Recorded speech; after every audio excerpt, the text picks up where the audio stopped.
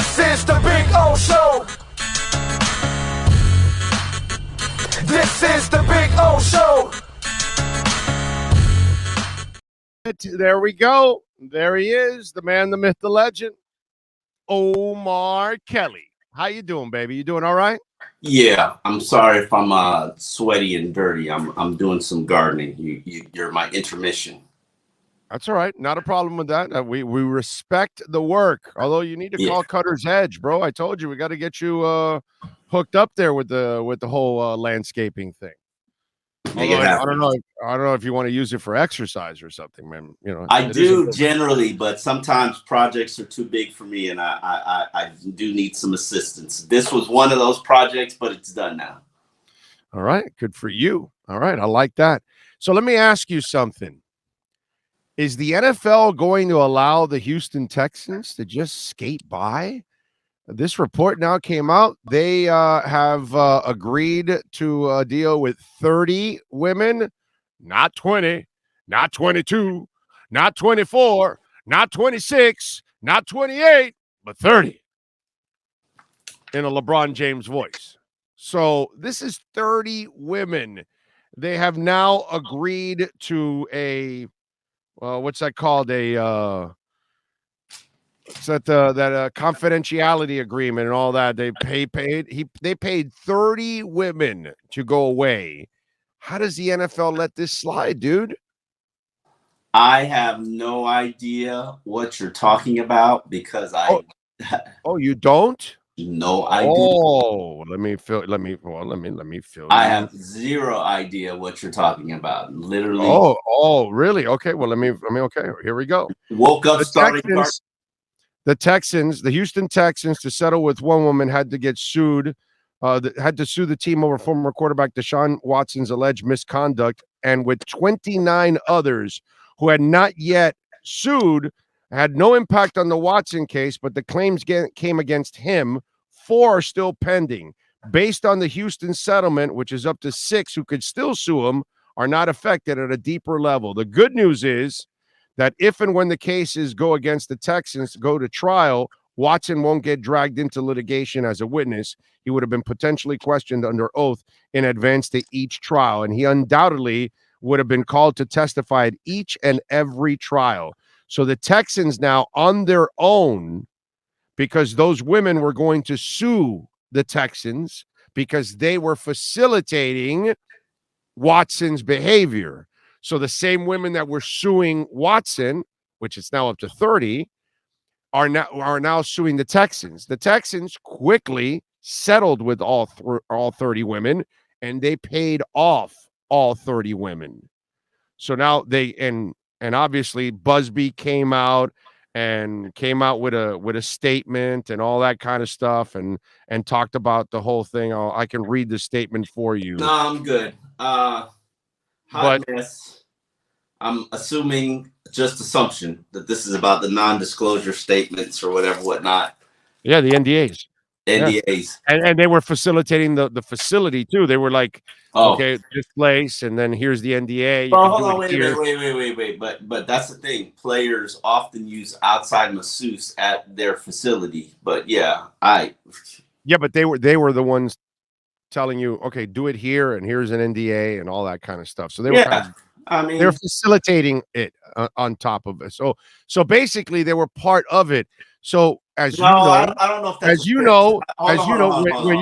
when you're paying this off, it's basically because you're guilty. No, I disagree. A lot of times settlements are to make something go away. Not in this case. How is it not in this case? The Texans, they know they're guilty, bro. They're paying them off so they can shut everybody off. We had this conversation on I Am Athlete about athletes and masseuses. Brandon Marshall, during his career, would get a massage 6 times a week.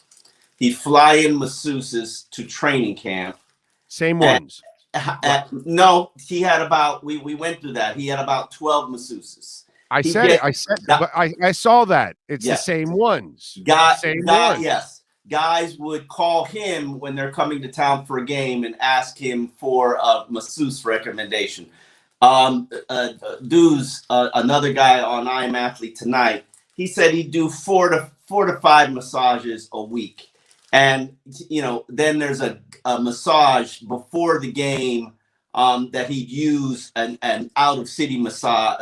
And obviously, he'd have to use the rooms provided by the team. He'd have to use the facility. Legitimate massages. Yeah, I mean, I'm sure some of Deshaun Watson's massages began as legitimate massages, and then he wanted you to do other things. So just because you use the facility and a team gives a masseuse therapist an NDA, and you don't exactly know all that's taking place during the massages or Deshaun Watson or anybody else's behavior, and you pay to make it go away, that doesn't necessarily mean I'm guilty. A lot of times big businesses like an NFL team, which is worth billions of dollars, they settle just to make things go away. Yeah, but in this case, is that what your gut tells you, bro? Really? I don't think. Does your gut tell you the Texans just want it to go away, or do the Texans know, holy crap, this thing has gotten way out of control? I think the Texans want everything Deshaun Watson to go away. Of course. I think they just want everything Deshaun Watson to go away, and because they're guilty. Because they're guilty in this case. I'm not. I agree with you in general that there's a lot of these cases that famous people just pay to go away because it's just worse to keep it going, and it's better off to just pay it and go away, and it dies out because people forget. I would agree with you wholeheartedly on that. But in this case here with the Texans and with Deshaun Watson and the mess that this whole thing is, this is just a whole bunch of guilty people just trying to cover their asses. You know what I'm saying? That's just the way I look at this case here. That's all. That's what I see. I don't know how I'm paying these people to go away is an acknowledgement of my guilt that I knew what Deshaun Watson was doing and I turned a blind eye to it. I can't say that. Now, did they possibly know the accusations made on Deshaun Watson and then start giving him an NDA, which is what I believe initially happened? Yeah. And does now me giving Deshaun Watson an NDA because one woman accused him of doing something inappropriate, does that create my guilt? To some people, maybe. To other people, you're just covering your booty cheeks. Yeah. Yeah. To me, I think the Texans know that they're in a whole lot of trouble, and they're trying to cover it up as much as possible. This is just another way so that they didn't waste any time. You know what I mean? And like 4 of the defendants are like, well, at least the Texans acknowledge, whereas Deshaun Watson hasn't acknowledged what's gone on or whatever they were talking about. So this is a big ass mess. And the question, this all gets back to the league. And so is the league better off trying to sweep it under the rug? Because if they go after the Texans, it looks bad on them. If they go after Stephen Ross, it looks bad on them. If they go after Snyder, it looks bad on them. These are all things that could, put a real damage on the Shield. So does the Shield try to sidestep all of these different situations? Because these are all hot topics that this league has to deal with, and they don't want any of this juice coming out to the public. Any of the Brian Flores stuff, any of the Daniel Snyder stuff, and any of the Watson stuff. We're talking about, man, this is all damaging information for this league. So it's going to be interesting to see how they try to balance and hide as much as possible, because you hurt yourself by actually investigating and penalizing these 3 teams or individuals. You know what's so funny?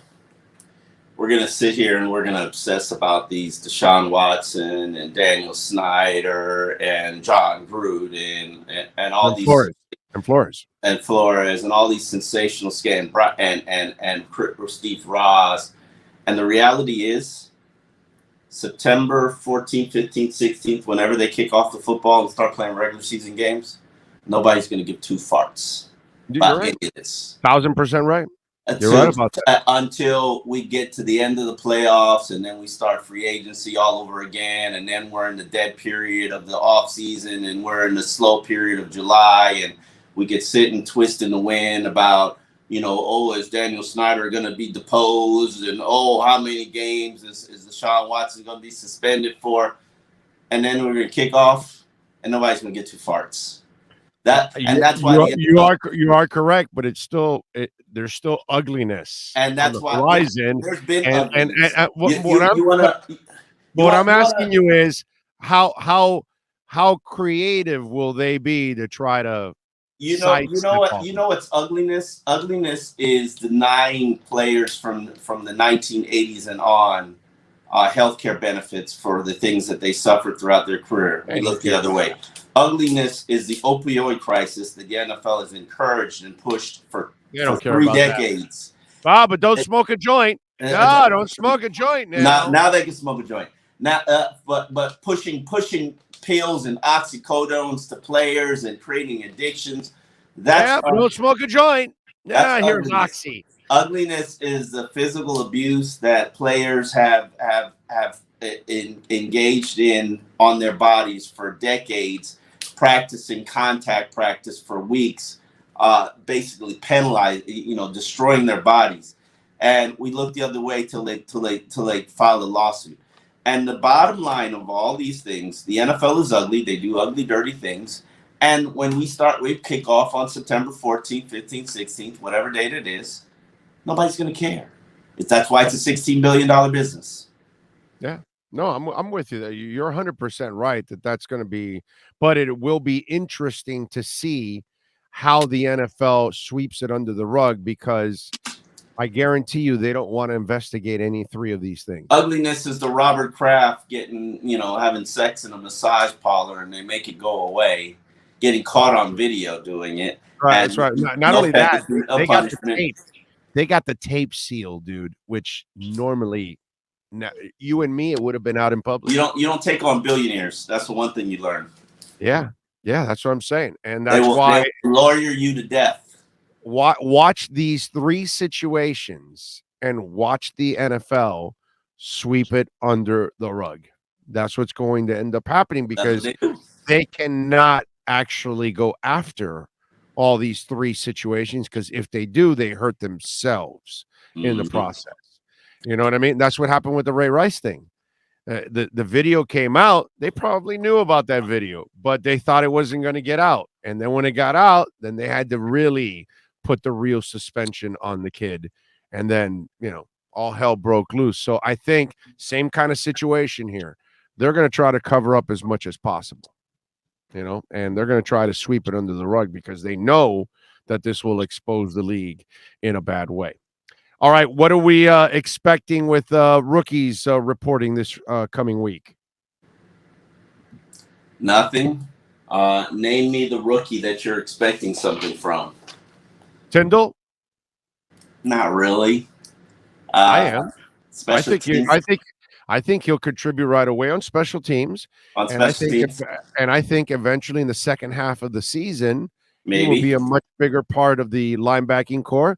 I think Eric Azukama is a kid that is very intriguing because of the end arounds and all that kind of stuff that they did with Debo.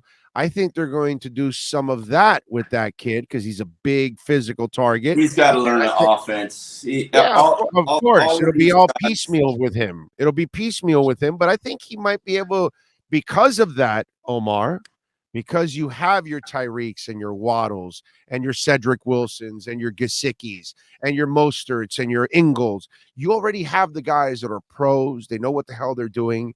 So Azukama, it's a beautiful thing, my man. You only have to teach him 3 or 4 things. He only has to practice 3 or 4 things because he's only going to be used 1 or 2 ways. So he won't have to know the whole playbook because he's only going to be a situational player. So they can piecemeal him and build him up slowly because they don't have to hurry him up. But because of his physical nature, I figure he would be used in the run game.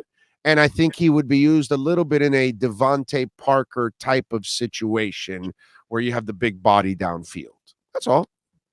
He's not that big, but I hear where you're coming from. He's bigger than the rest. But dude, he's big. Isn't he like 6'2" or 6'3"? It's a big receiver. 6'2", 206. I've looked at him. Receiver. I've looked at him. Preston Williams is a big receiver. He's not a big receiver. It's. I poured over this rookie class, and you knew what it was. You knew the sacrifices you made to get Tyreek Hill. That's fine. There's nothing here. Rookies are just gonna go through the motions. Wow, you say there's nothing. I like those two guys. Yeah, I like those two guys. I think they're intriguing. Will they have an impact this season? Like Jalen Phillips or Javon Holland or how about will they contribute? And I say yes. Anything. Yeah, special teams. I think Azukama will be used on offense. We'll see. As the season goes on and the kid gets comfortable, they'll use him. There are too many receivers, too many weapons for him for rookie to be. That's why I like to use him a little bit because I'll wait to see what he does in training camp before I sit here and right. You're right. You're right about that. But I'm just saying that the way I see him and what I've watched in the highlights, maybe they do use him occasionally in a set here or there. Mm-hmm. And I'm intrigued. Now, Tyndall is the guy that I'm really, excited for because they need a linebacker badly, and they need a guy that can. They have a lot of linebackers. They don't have a guy who can do it all, and I'm struggling to figure out what is his strength, what is his forte. Sideline to sideline. That's his forte. And let's hope he can cover. Let's because they certainly could benefit from a coverage inside linebacker.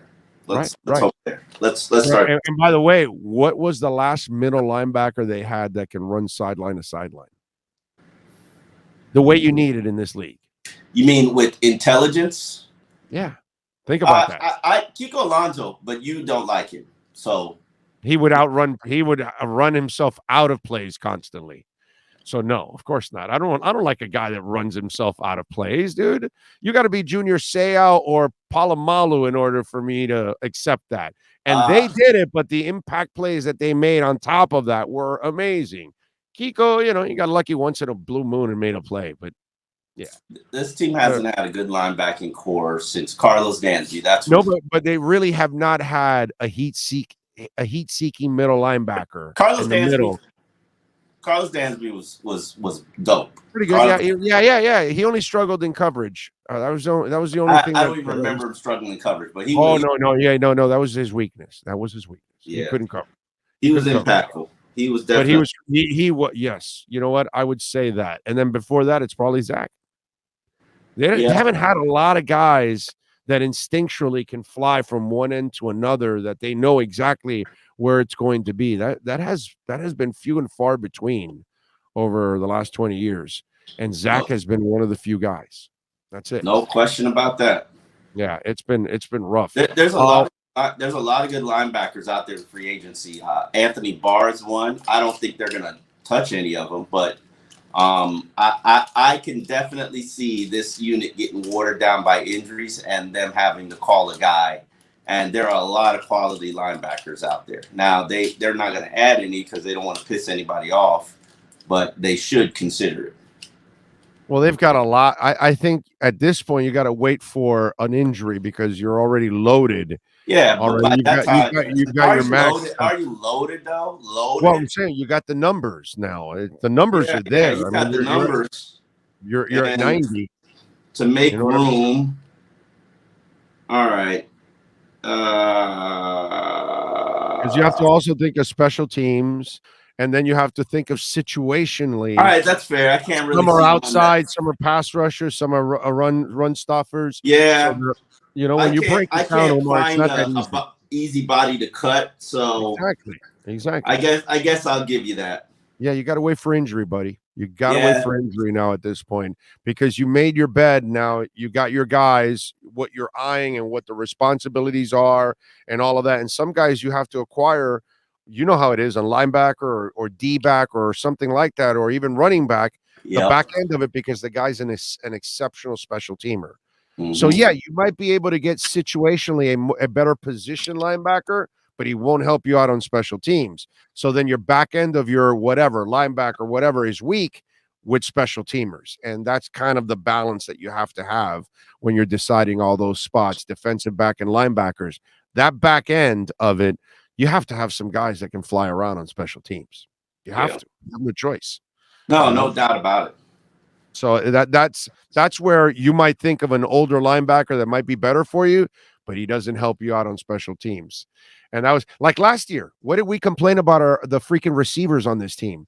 Like the back end of your receivers, like none of them were doing special teams. So why are you keeping all of these guys around? You cannot do that. And that's just poor roster management when you do stuff like that. And they did that last year and they did it too much. And that hurts you, man. So you've got to think about special teams. That's what I loved about Jimmy. He respected special teams, that he made sure he had players on that side of the ball so they can excel. Core guys. Yeah, core guys that were there. And I always think that really is important when it comes to special teams. All right, what are you working on this week at the South Florida Sun Sentinel, my friend? We've got a series of columns going to launch, I think, starting 16th. Tomorrow? Oh. I think so. And primarily, I am focused on piggybacking on one of our conversations. Who's going to step up as the leader of this team? We already know that Tyreek Hill and what's his name, Teron Armstead, they were signed here to be leaders. We know that Landon is a leader, but who wants to lead this team? Who's going to raise their hand and say, "Hey, I'm going to be a leader"? Tua's going to be a leader this year. Who?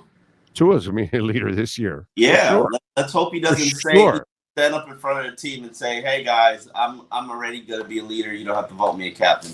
Okay, cool, thanks. Yeah, he's going to be the leader anyways of the team already at this point because this is his team now. Now he's got the carte blanche to be that. He couldn't be the leader last year.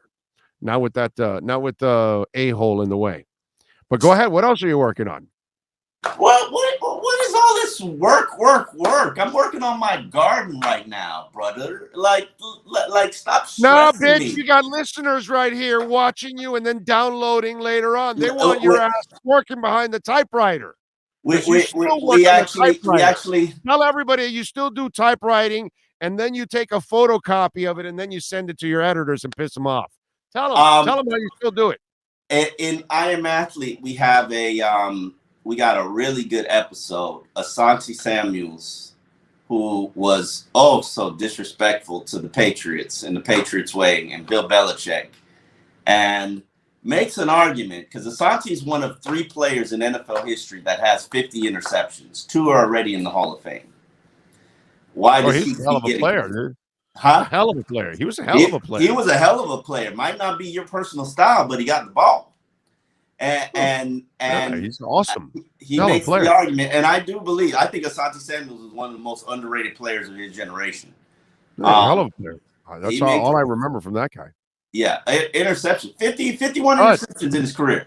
Stud, bro. Yeah, he was a baller, bro. Hall of Famer? I would say, yeah.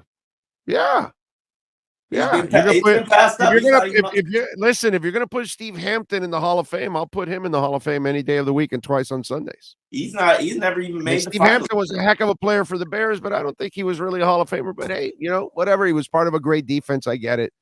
So go ahead. But if you're gonna put Steve Hampton in there, I'll put Asante Samuel. No problem with it. Yeah. Go look at Hampton's numbers. I don't even know who Steve Hampton is, so I'll take a look at him. I'm old, so don't worry about it. It's all right. It's all good. It's all good, bro. It's all good. I'm getting old too. Old farts. My wife just brought me some mangoes because I gotta eat healthy. Mangoes, awesome, bro. Yeah, no, mangoes is awesome. Mangoes are freaking delicious, man. Yeah, we're almost at the end of mango season, man. I know. It's gonna be tough out here.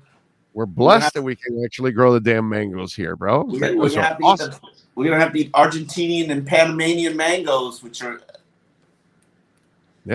that's right. What we got to do. All right, so are the articles going to come out every day of the week next week? Yes. Is that what it is? Okay. Yes, sir. Every day of the week, 10 days leading up to training camp start, the official start. Not when rookies show up, because nobody cares about when rookies show up.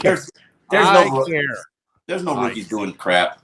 I care. I went to the NBA Summer League. I care. You did. I care about all youngins. Yes, hey, that's part of your foundation for the future. Let me ask you this question. Yes, sir. Now that the Phoenix Durant trade is kind of dead, right? Do Heat become the front runner, and do you want to make it happen? Oh no! Of course I want to make it happen, because the Durant move makes you a champion. Makes you a championship contender. Any of the other moves, you have the potential of getting to the finals, but with Durant, you have a potential of winning in the finals. So I'm doing everything I can, because he said he wanted to go to Phoenix or Miami. Now Phoenix has lost a little of their juice, so Miami can give the better package now. So the question is, of course, there are other teams that can give way better packages in Miami, but Durant doesn't want to go there. So now the question is, how ugly does it get between Durant and the Nets in this trade? You trading Bam? I would happily trade Bam for Durant. Yes, not for Donovan Mitchell in Utah. I'll trade you Tyler and Duncan for Donovan Mitchell, but I'm not trading you Bam for Donovan Mitchell. But I'll trade you Tyler and Bam. I'll trade you Tyler and Bam. Let me ask you, Tyler, Hero, Duncan, and Bam for Durant and picks. Right now. All right, cool. Right now. I'm not worried about Duncan. Nice kid, but I'll replace you with Strus in a heartbeat, dude. Yeah. And he plays defense, and he's a better player. So I have no problem. Duncan to me is like the best move, because it's like $18 million of money that you can move. Yeah, but everybody wants to throw Duncan away. Yeah, they're gonna probably be like, yeah, they can produce shooters, man. The Heat produce shooters. Yeah, I like Strus, man. Strus for me is a better player than Duncan. You know what I mean? I don't worry about Pat Riley not being able to draft players, because Pat Riley don't care about draft picks. No, he'll find guys. Absolutely. He'll find them off the street, dude, and develop them. So I'm not worried about that. And so, yes, Durant makes you a super. That's why you make the move for Tyreek Hill, bro, because they are just game changers. Mm-hmm. And they change everything you do. Is Durant makes everybody better. Jimmy Butler was going to love having Durant on the team, because everybody has to work culture. Yeah. He's an asshole and all that stuff, but he's always been a worker, Omar. He plays good defense. He plays both sides of the court. No. Durant is a professional on the court, completely unprofessional off the court now, but completely professional on the court. Yeah, no. He's a Heat player. Yes. All right. Yeah. You got to watch out with his burner accounts and all the silliness that he does outside, because he just worries so much. If he comes down to Miami, he's going to need a good barber. Don't they have the dude that goes all over for the Heat and the Marlins and the Dolphins? Kane's barber. Yeah. We got a great barber. I'm trying to get him on tour, man. I'm trying to get him to tour, because sometimes Tua's haircut is a little bit off. Well, I don't know if you know this, but like in Oakland, in Las Vegas, they walk over to, Mark Davis, and they put a bowl on his head, and they cut. For Tua, it looks kind of screwed up because it's a coconut. And so sometimes it's uneven and all that. Man, so it doesn't come out right. It doesn't come out right. Whoever's cutting his hair, they gotta get that fade right, because sometimes it's got a coconut looking cut. You gotta get that fade right. If you're gonna be in South Florida, you gotta get that fade right. It's as long as you don't look like Sam Bankman-Fried, but he's like this, 8-time billionaire. So you can look like that. You know who that is? The FTX CEO? No, I don't know who that is. Yeah. No? I don't know. Sean, can you pull up quickly a picture of Sam Bankman-Fried? Okay. Sam Bankman-Fried. So this is the guy, as you know, where the Heat play, it's now called the FTX Arena, which is a crypto exchange. it's owned by him, Sam Bankman-Fried. So this guy is, a filthy billionaire. I mean by filthy, like he has many, many billions is what I mean. Okay. He's a nice guy. I'm not saying he's dirty or anything like that, but he is a billionaire like you would never think of. And look at that do right there. And that's the do he walks around with. Can you focus it? Can you give me a, oh, wow.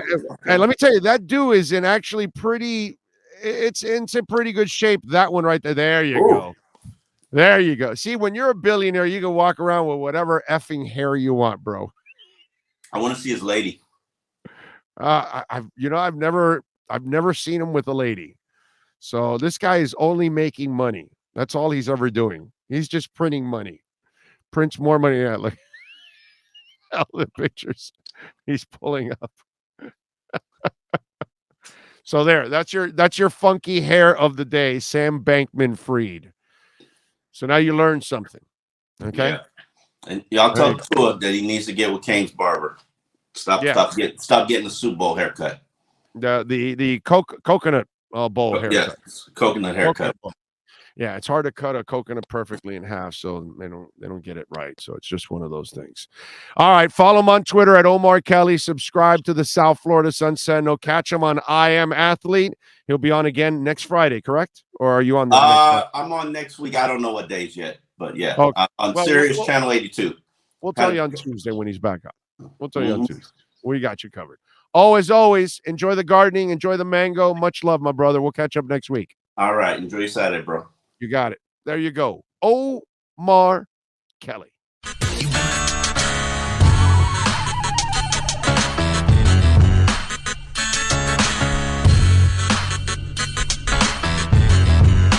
This is the Big O Show. This is the Big O Show.